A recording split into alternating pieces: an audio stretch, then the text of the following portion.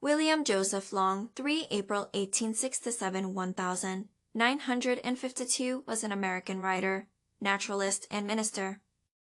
He lived and worked in Stamford, Connecticut as a minister of the First Congregationalist Church. As a naturalist, he would leave Stamford every March, often with his son, Brian, and 2 daughters, Lois and Seska, to travel to the wilderness of Maine. There they would stay until the first snows of October, although sometimes he would stay all winter. In the 1920 began spending his summers in Nova Scotia, claiming the wilderness is getting too crowded. He wrote of these wilderness experiences in the books Ways of Woodfolk, Wilderness Ways, Woodfolk Comedies, Northern Trails, Woodfolk at School, and many others. His earlier books were illustrated by Charles Copeland. 2 later ones were illustrated by Charles Livingston Bull.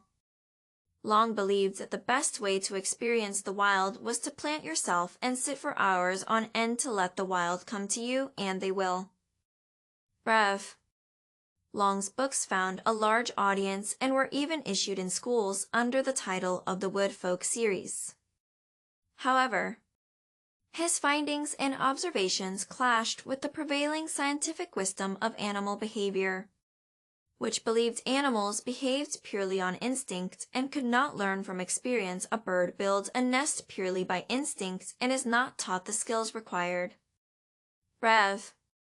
Long provided many examples, supposedly from his experience, to cast doubt on that prevailing wisdom, suggesting that in fact animals did learn, and each could become individuals within their species. Some of the more famous observations were that kingfishers would catch fish in a river, and then drop them into small pools so their offspring could practice catching the same fish but in an easier environment.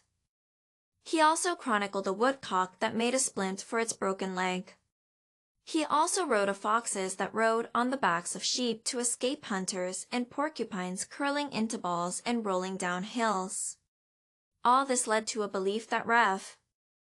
Long and others were anthropomorphizing animal behavior, blurring the lines between the animal world and humans. This came to a head when President Teddy Roosevelt's naturalist advisor, John Burroughs, accused Rev. Long and others of gross exaggeration, if not outright lies, regarding his books and the reflections of nature therein.